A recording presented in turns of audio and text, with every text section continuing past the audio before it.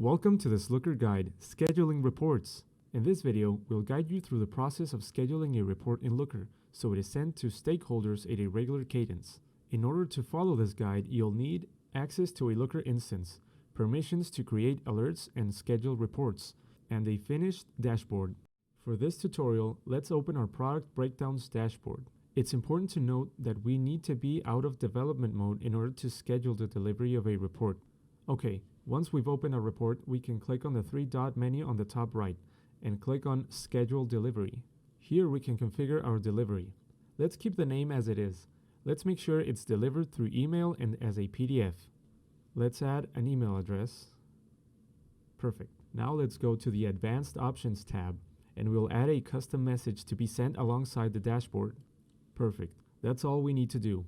We can also click on Test Now once we've finished configuring the delivery, and an example will be sent right away. We can now click on Save, and that's it. You've successfully configured a dashboard to be sent to your stakeholders from Looker. Automating report delivery ensures your team receives timely and actionable data insights, even when they don't have time to go look for the data themselves. If you need help managing your Looker instance, look no further. We are a full-service Looker consulting firm. We partner with Looker to help businesses maximize their analytics capabilities. We would be happy to meet with you to discuss your current Looker objectives and help you implement them. You could use the link below to connect with us. Until next time!